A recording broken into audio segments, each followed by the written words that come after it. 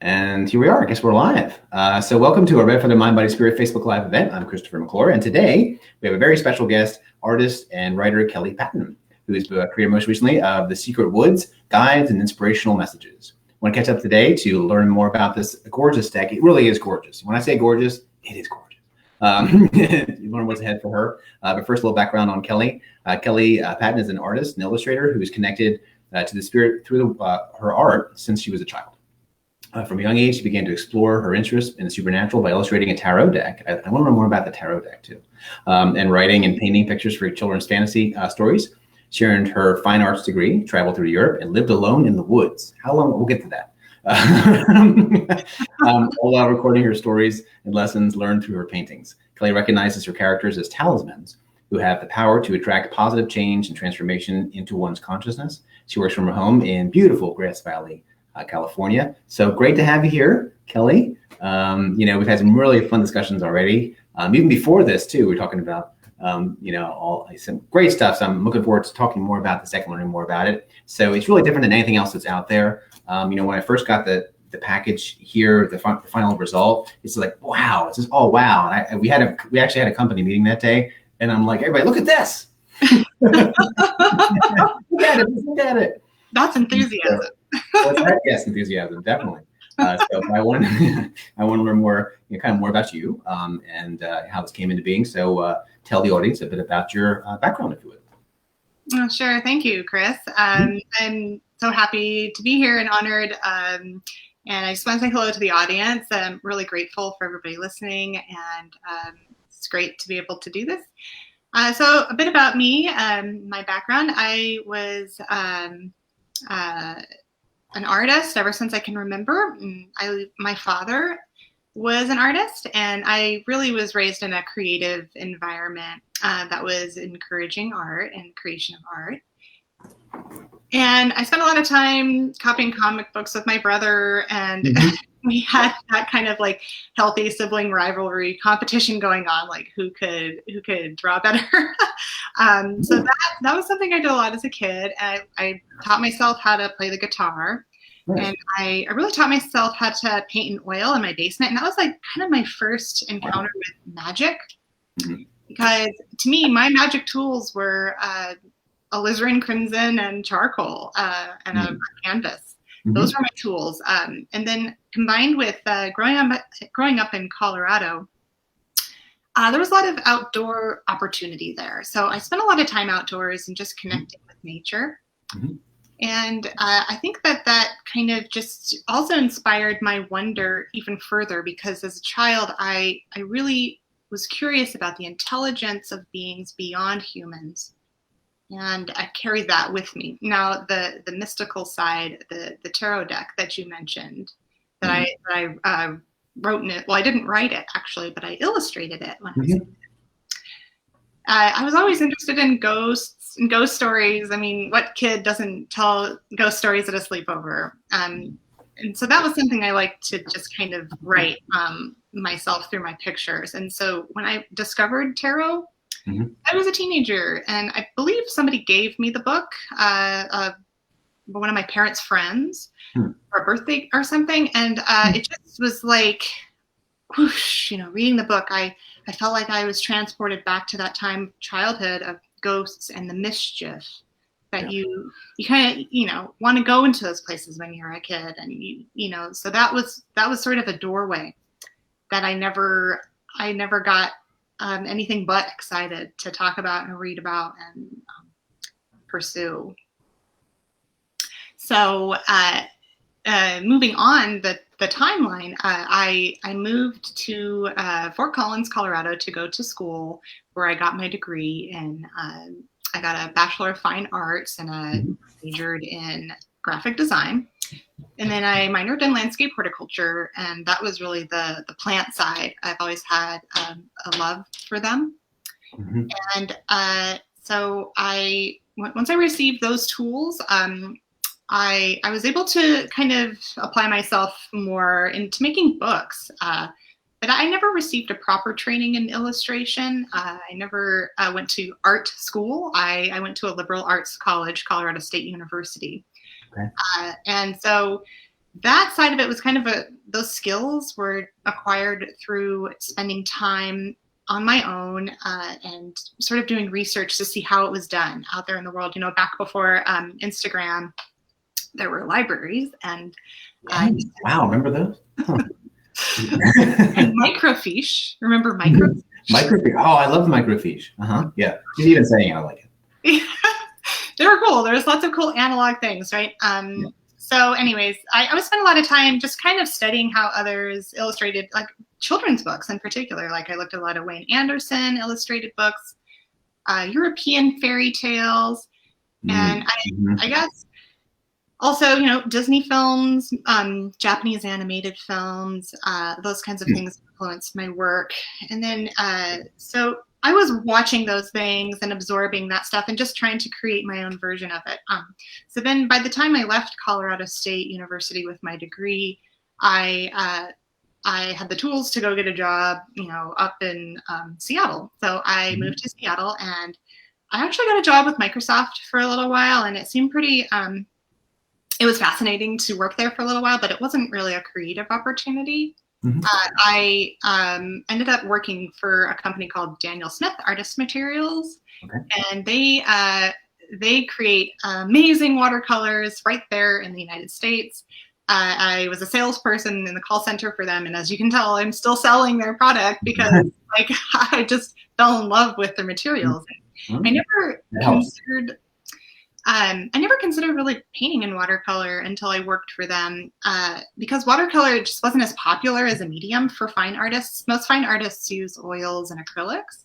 And so it was kind of different, that I was doing that. But to me, the watercolor was just so unpredictable that you could sort of see the spirit coming through the picture. And then you could play with that. And it's just perfect medium for creating spirit portraits. So during the time in Seattle, my father died, and he was living in Colorado at that time, and my whole family lived in Colorado, and that was really, a big change in my life. I pretty much turned my life upside down. I was willing to take more risks. I wanted to adventure, and so I ended up a cousin that I met in Seattle. She lived in Northern California, but I had met her in Seattle when she came to visit. And I thought about her, and I also watched a Joseph Campbell film, and he was sort of like my Sunday church. I would put him on, and he would inspire me to take the hero's journey. I was seeking mentorship at that time as well. I wanted my Obi-Wan. Sure. Who doesn't?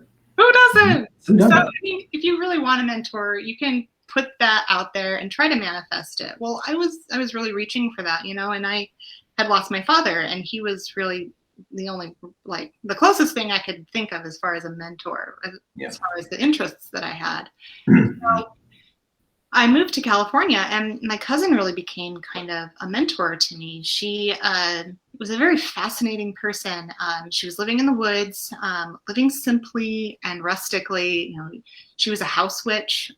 You would walk into her home, and it smelled of vetiver and cedar wood and rose. And she had a wood burning stove, and she was making these nurturing soups all of the time. And then we would sit together and have tea and have deep conversations, and we shared an interest in herbalism and plants, and this kind of interaction, this kind of friend, was something that I really wanted to nurture in myself too. So we had a similar sense of humor as well, and we really spent a lot of time together, and I learned a lot from her. And so that time, also segueing into adventure, she had invited me to go to a bicycle tour in Europe, and this was 3 years after my father had passed, and I went on a tour with a group of activists who ride bicycles and carry all of their instruments on the back of their bicycles and play music shows at festivals, and they busk in the streets. And we were all Americans, but we were traveling to, one of them was Italian. But we traveled to 14 different countries in Western and Central Europe over the course of, I was there for 5.5 months, and every day was a totally different story and experience. Just was crazy. And so I ended up meeting a lot of people and showing people my art and talking a lot about, philosophy and things, as expected when you have a journey like that. And then when I came back to California, I ended up in a cabin in the woods to kind of digest all of this. And also as an opportunity for me to create freely without having to worry about paying the bills and just have some space to think. During that time, I lived in a yurt for 3.5 years by myself. I didn't have a dog, so I really was by myself. There was no alarm system. And I ended up creating a body of work of oil paintings, and I continued my spirit paintings of watercolor. At that point, they were pretty much all spirit paintings because I was really getting voices from the forest, from nature, from what our ancestors experienced. When you kind of let technology dissolve a little bit, you can a little bit more feel. You can feel a little bit more and a little bit more. And so I find that being in the forest is so valuable, and our wild places are really valuable. So it opened my perception. It opened up my perception to the world. It gave me a lot of things to write about, and in particular, secret woods. So I think the concept for Secret Woods really came from that. And so leading up into the timeline when my father died, up until that time in California, is when Secret Woods really came into being. Wow, that's quite a quick. That's a jam-packed timeline. Goodness. So there's a lot of depth there, and I can see how that would influence, what you've done with Secret Woods here. You mentioned a couple things like that. The last thing you mentioned, one of the things you mentioned when you were in your yurt was, which is there's romanticism to that. I've never actually been able to do that, but I want to. In the woods and all that. It reminds me of, I'm a big fan of Thomas Merton, if you're familiar. Love to look him up. Thomas Merton. Check him out. Yeah, exactly. Okay, cool. Yeah. He's a monk. So he had his own little cabin in the woods, and he was attached to Gethsemane Monastery in Kentucky. And so but he would have this space, where he had some of his best inspiration. And I'm reminded, between that, that kind of experience, and this kind of experience where it's just, there's something about, and also too, even the way you said how you were by myself reminds me of something I just read this week, actually. It's so interesting, the synchronicity of that. And that is, you're never really alone, you're just by yourself. And so there's a wholeness to that. There really is. And so if you can be comfortable that way, you be comfortable in any situation, right? And it's neat that these guides, and this is a long process. Either in the book or in your blog, Kelly wrote a wonderful blog. It's going to be coming out tomorrow on Red Feather MBS tomorrow, or actually today. No, it's today, isn't it? Yeah, no, it comes out today on redfeathermbs.com. So please read that blog. But you talk about how long the process was. Now, was it over like a decade, 12 years, something like that? It was a long process, wasn't it? And they kind of came, to you one by one, your guides through, and you paint a lovely word picture as to how you paint, with a variety of medium here, and then also too with words. So no, you really do, and just scribbling in an airplane, you mentioned, and those kind of things, and where whenever you had the chance, they were, when they needed to manifest, then you were ready. It seemed like, right? Yeah, I used to work as a hostess at restaurants, and I couldn't help but grab a piece of paper and try to draw in between customers walking into the door. It's like every job I had, I was always looking for a break or a moment to be able to reach for something to use my time the best I could. So I feel like, that was always happening. And thank you. The creation of Secret Woods was a long period of time because honestly, I had like 200 pictures or more Wow. for 13 years, and a lot of them sold. I sold a lot of the originals at art shows, Mhm. and sustained myself that way for a while when I was living in Northern California. So I'm so grateful to have had the patrons in that part of the world, and I didn't really know if they were going to be they weren't going to be like a prose necessarily. Like these paintings are snapshots of these creatures in their worlds. And we're sort of like David Attenborough, we're like peeking behind the tree, watching them. Right. And so I really wanted to capture that, and I didn't think they would. They were, there was more going on for them to just be an art book, with pictures with maybe a short description. So Mhm. one way that I was able to find out what this was by talking with other people about it. And I showed my work at festivals, and I sold my prints at shows and in curiosity shops. And I just kind of tried to get out there and talk to people. And people gave me feedback.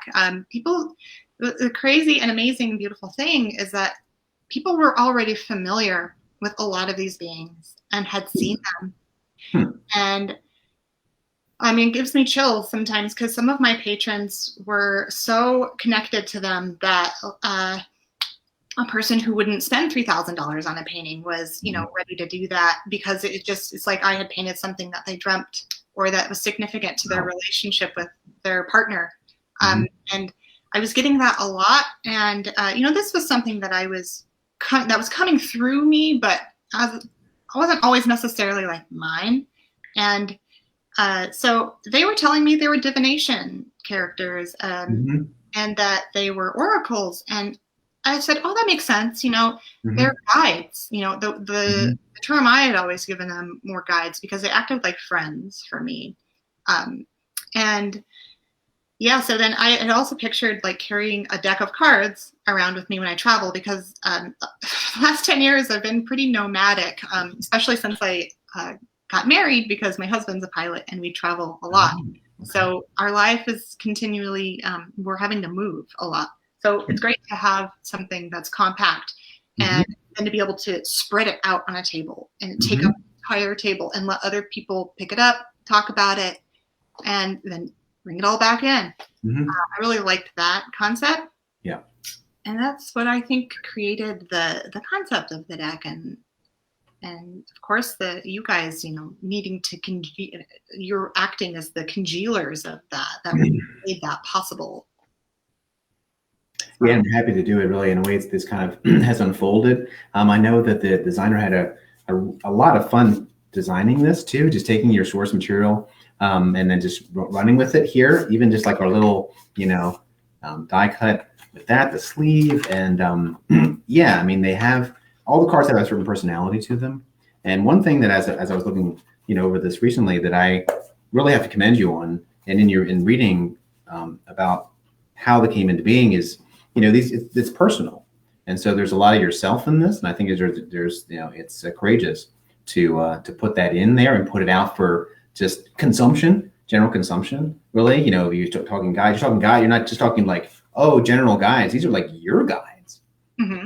in a sense, and it's fascinating though that others have seen them. And ironically enough, I was talking to a friend of mine recently about elementals and things like that, and so just the consistency of who and where they pop up and things, and how that's interpreted, different traditions and things. So, but yeah. So and hopefully, you feel that we gave honor to them in what we've created here together. With Secret Oh, that's Woods. beautiful.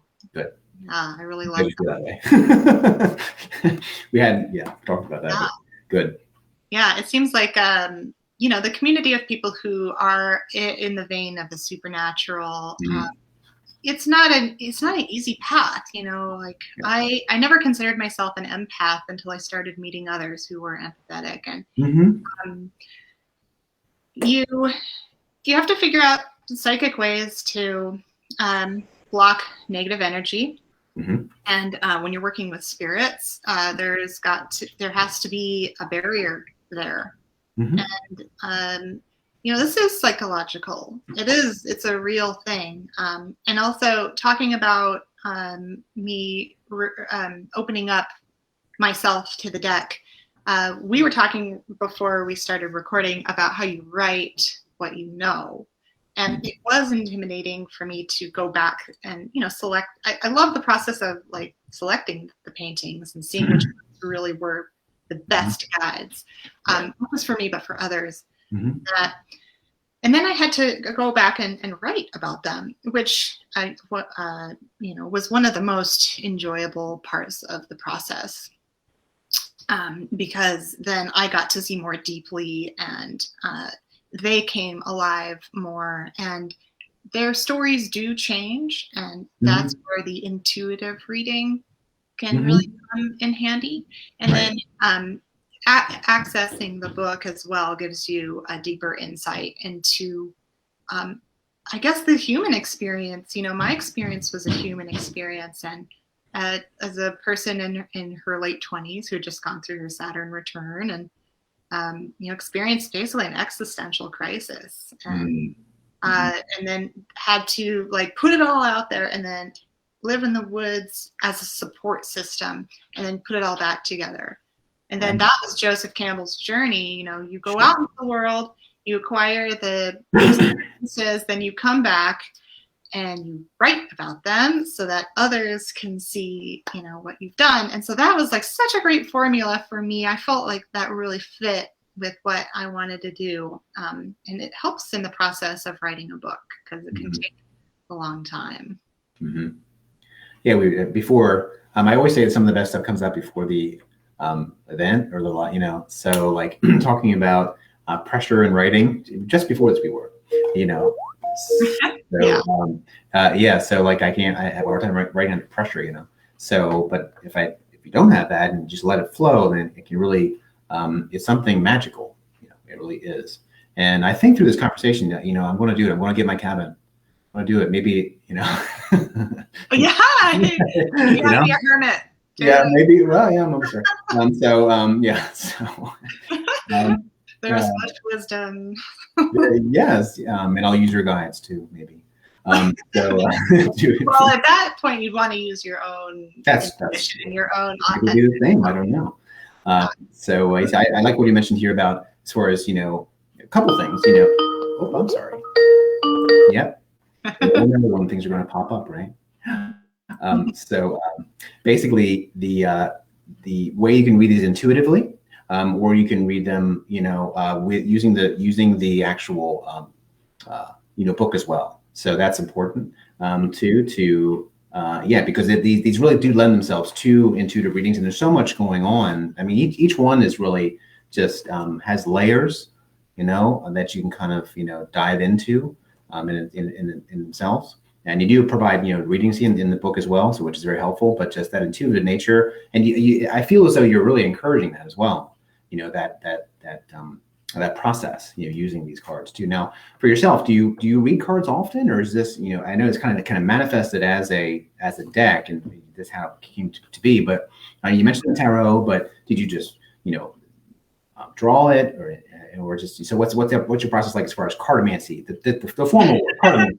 Yeah. Oh yes, I do read cards, and the interest, as I was saying, came from that tarot deck that I illustrated when I was a kid. And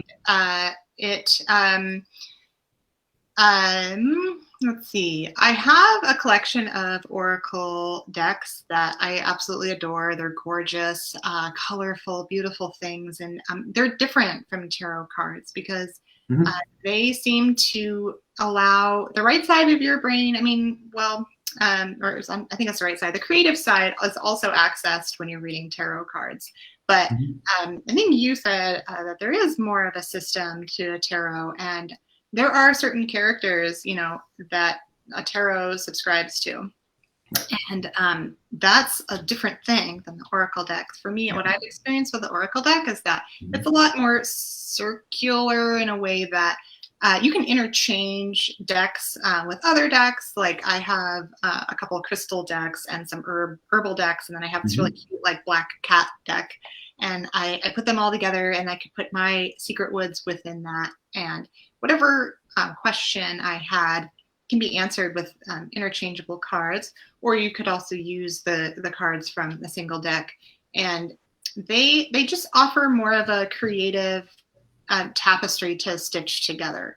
It's an alternative form of healing because it's asking your childhood self and your creative self to step up to the front and help solve this problem and to help access the healer that you have within yourself and kind of help charge your imagination.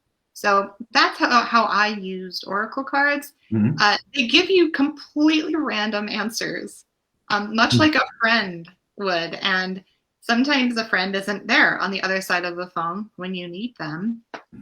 More often than not, people are very busy. And so if you really need immediate help, sometimes like that can really be a guiding voice. And that's how I've used them. Yeah, definitely. Yeah, the openness of the oracles, and many people prefer them too to tarot, which is kind of more not formulaic, but it has some more fixed meanings many times. So with these or any oracle system, there is more free flow to it, and perhaps a better access to your intuition than as well through that method. Too. And at the very least, the great thing about these are, I guess you could extrapolate that to any art. Really, it gives you pause and it makes you think differently. It takes you out of your space, and then it kind of, gives you a new perspective. But the great thing, with something like this is that it then gives you a potential, a meaning to that. Then you can also glean more meanings from that. So it's art plus, to get into that that deeper layer of the subconscious and the unconscious. Oh, I love that. Art plus. Oh, that's so good.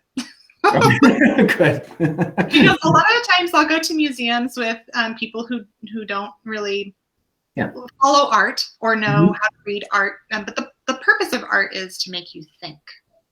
You go to a museum, you stand there in front of the piece, and if you have a negative reaction to what you're looking at, that's a good thing because you're reacting to it. If you don't react at all, then it might not be, the most potent piece. But that's why some art is really hard to understand.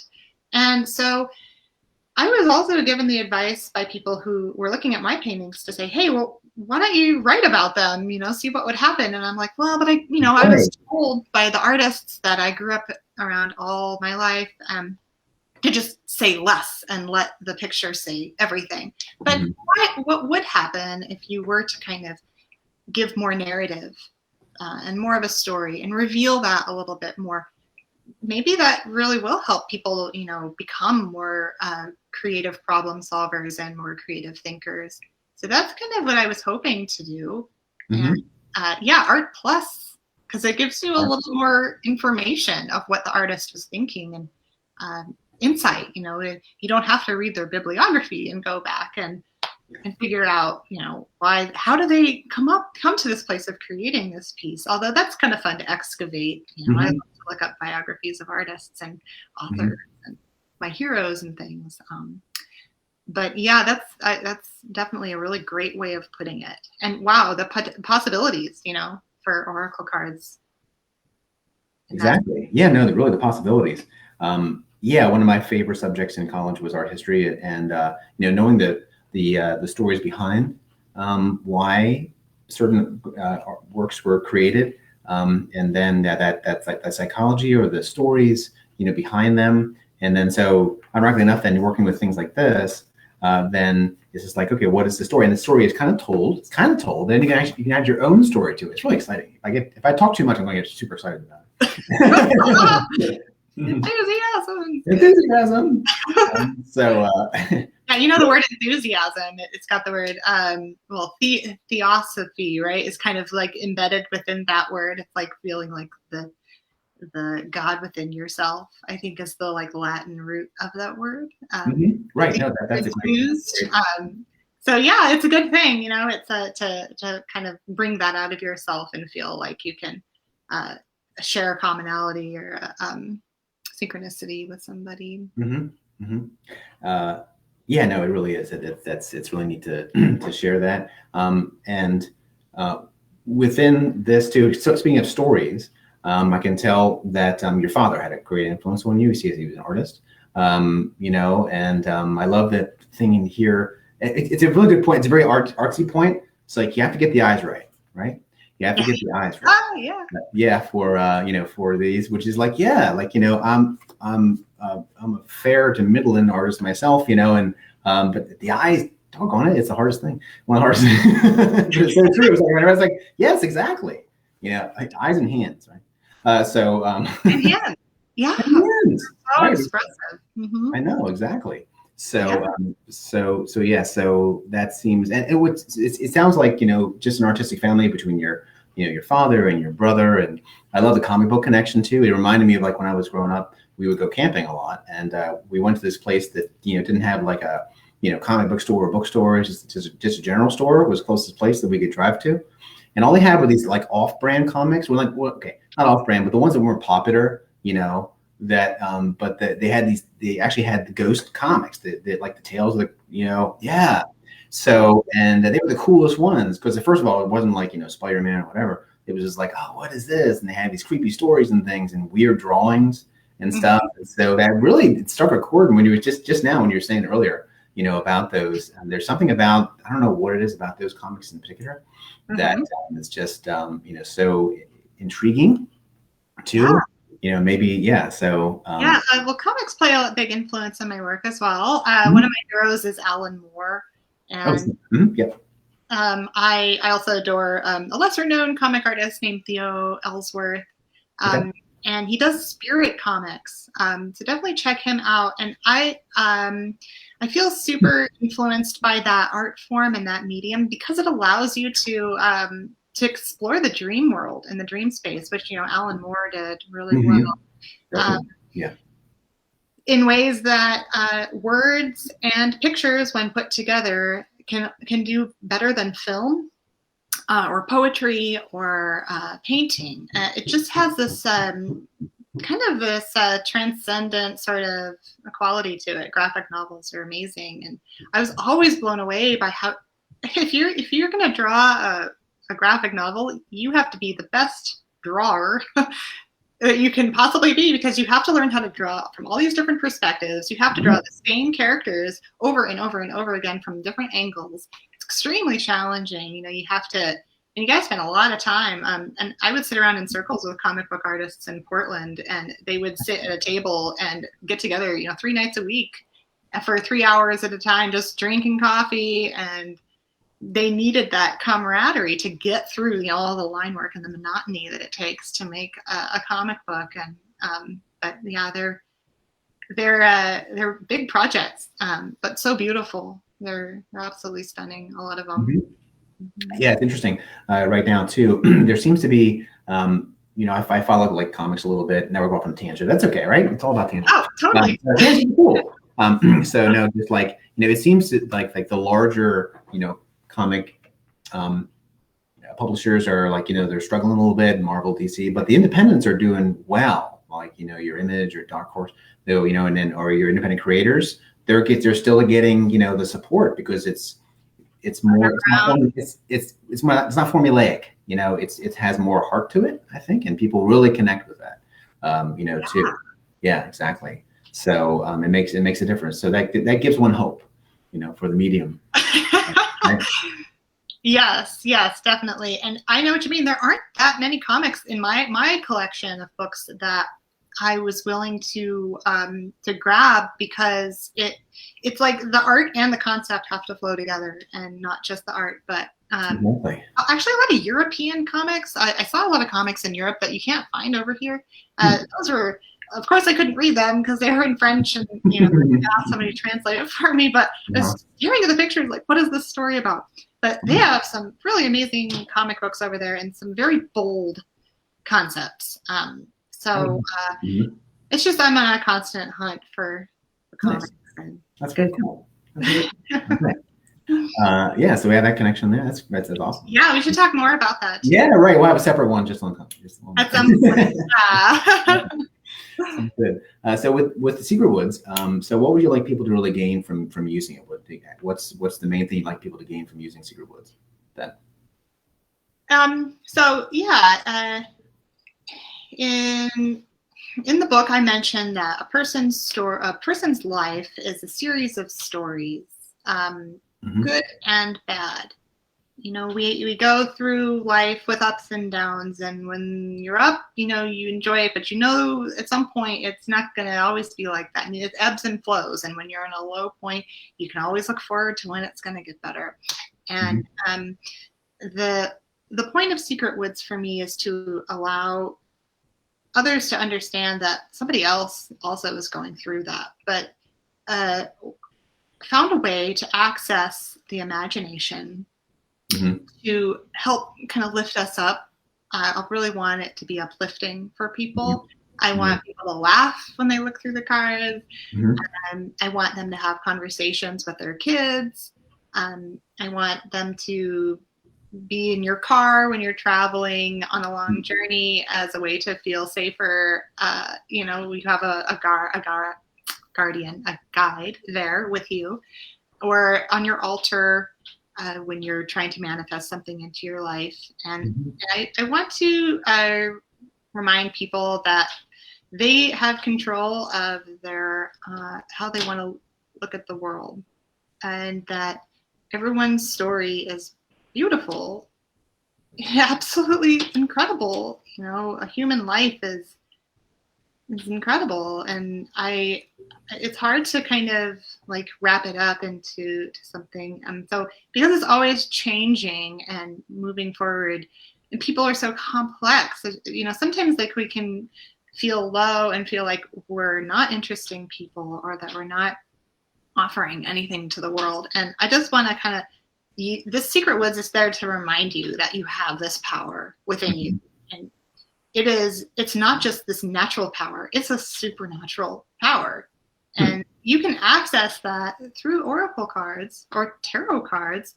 And I don't know if very many people are really that aware of that. I mean, within our community, they are, of course. So I wanted it to be accessible for all ages. You know, I want kids to discover it, elders, all kinds of people. And so I think that was the main drive. Yeah, that's great, and it's very accessible too for a variety of ages, even language. You don't have to speak the language even. I mean, because the language is kind of imbued, within the image itself. We talked about, the comics. I want to go back to comics for a second. One track mind. Right, but it's there. It's compelling. Each one is kind of a work of art unto itself. So. Now that said, would you mind if we did like a little reading here with the cards, just to maybe or what I would love to. Okay, all right. Would you mind doing it, or should I do it, or would you?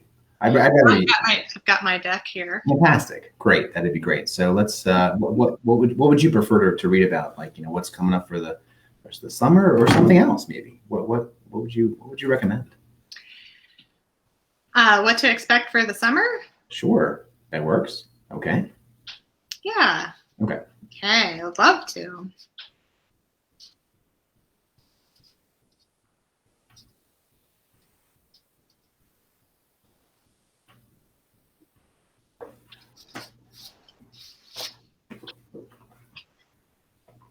Okay, I drew the performer. Okay. And I love this card. It's amazing because I actually have the original hanging on my wall and I'm looking at it. Oh, right, really? Oh, it's wow. like one of two pieces that I have left. Yeah. So personally, this is cool. But performer, prepare and give it your all. So that is a great forecast for I agree. summer. Yeah. Preparing for something really big. It's a mantra that you have to practice every day, a little bit at a time. sometimes really big projects just, can seem too overwhelming. And if you just do a little bit every day, commit a certain time of day to get to that project, you're preparing yourself. And so whether it's for a big interview or an on-stage performance, or say you have to confront somebody that you haven't, hopefully not confront, but sometimes we do, or just approach a person about a difficult topic to talk about. You visualize the moment first. Visualizing this card is really a lot about practicing visualization. Mm-hmm. The bluebird is playing guitar. He's rocking out and he's hitting the high note, and he's got his eyes closed, and he's in that like moment of ecstasy when he's playing music, and transforming into a peacock. So that is really what this is about. The reward that you receive after preparing and giving it your all, and that's something to think about for the future. Just a little bit every day, and visualize. Visualization is really powerful tool for preparing yourself for something that's really big. Yeah, it seems like the perfect card, really, to pull. It's I didn't realize that the bluebird was transforming into a peacock. So thank you for that insight. And I think it's really appropriate because right now, with things shifting, hopefully it'll continue to shift and open. It's people have been transformed already, right? Over the year, and so I was talking with a friend recently about just even social skills. Have people forgotten social skills? Or you have to get be like out of practice, or just dealing with it. So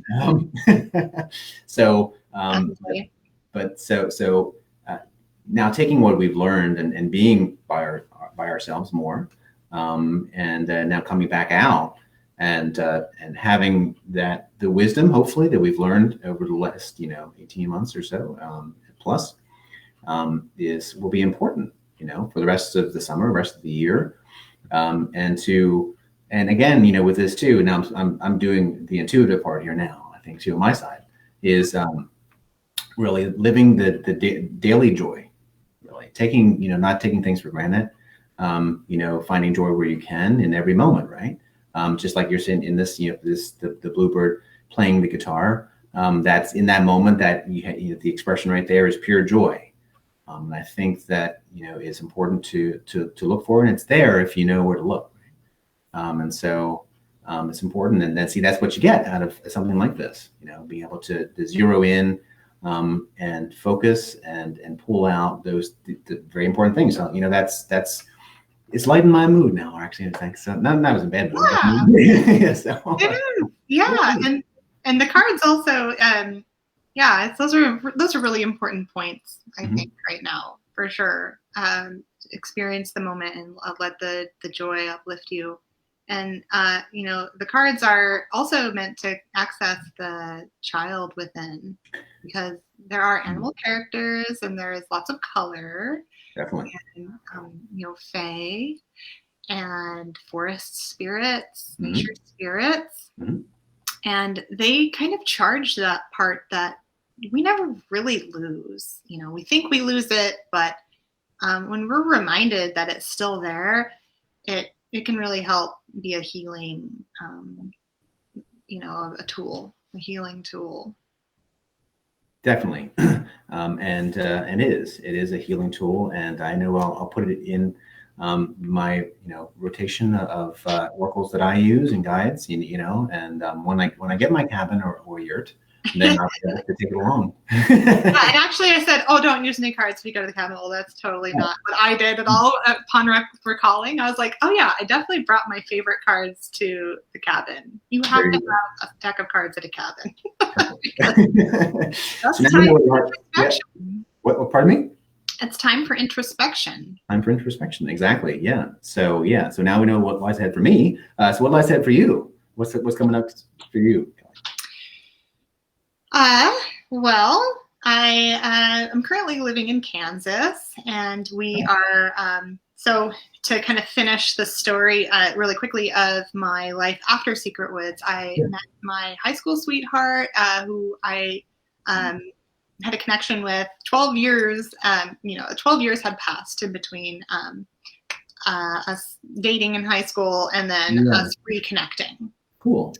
And so when we found each other again, it was like, meeting my soulmate and my best friend. And I was absolutely delighted to get back together with him. And so we got married, and then we had 3 little girls, and 2 of which are 18-month-old identical twins. I have a 3.5-year-old girl as well. And so they're a lot of work and a lot of fun. It's like living around actual fairies, like get them dressed up in their fairy wings and they run around and they listen to, music all the time, listening to music.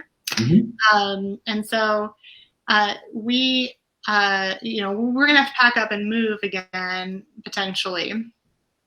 So that in the process of all of that, I'm fortunate enough to be able to get up early in the morning. I'm an early bird like you, Chris. I work on my projects in the morning, and I'm working on some children's books. I'm also working on continuing my spirit watercolors on the same watercolor board that I painted Secret Woods deck. Right. Yeah, and the same paints, a lot of them. And I'm also working on a series of talismanic acrylic pieces, which are I select antique frames at the antique shops that I hunt around at, and then I paint these acrylic paintings to accompany the frames. And they kind of go together in a puzzle piece on the wall, and they're meant to charge your intention. It's sort of, that's what I mean by a talisman, is that it's sort of a good luck charm. So I'm doing those with a healing energy. That's my fine art side. And I'm secretly working on a comic book too. Oh, there you go. Such a big project. That kept coming up, so here we are now, full circle almost. I know. I was like, it has been such a secret, but since we talked about it, it's like some of those things are just so big. You can't really see the end just yet, because I know how it ends, but it's such a big project that's going to take a long time. So yeah, there's multiple things going on in my studio right now. And I also really hope to do a book tour for Secret Woods. That is my intention and my desire. We'll have to see how things go with the world and the state of things. But I really would like to, begin on the West Coast and, work my way down from the north to the south and do a book tour to kind of bring it to more people. So at this point, that's where I'm at. Wonderful. That's exciting. And the more people that can, interact with this, the more change and hope you'll give to people with your deck here. So how can they reach out and contact you? Social media or your website, or how do people interact with you then? Yeah. So the golden threads of connection can be found through my website, kellypattonart.com. And I have a Instagram and a Facebook page that I update pretty regularly. And then on my website, I have a shop, and then I also have process videos, and I list upcoming events. So kellypattonart.com is probably the best way. And then if you want to contact me directly, best way is through email, pattonillustration.com. And I would love to hear from you about the deck, because like I said, feedback from people is probably the most enjoyable point, because that's where all the enthusiasm comes. Right, the enthusiasm. And then you get to share the experience with somebody else. And so now I have, 28 of these pieces out in the world that hopefully a lot more people will get to see. Yeah, well, they certainly will. So, so thanks so much, Kelly. It's been a great conversation. Could go on forever. We'll have to do another one here about various topics. We start a whole series, I think, really. Thanks everybody who tuned in as well. So Secret Woods is available on redfeathermbs.com, wherever Mind, Body, Spirit items are sold, wherever trade items are sold as well. So thanks so much, everybody. Have a beautiful, beautiful day. Find your joy. Follow your bliss. Follow your bliss. Exactly.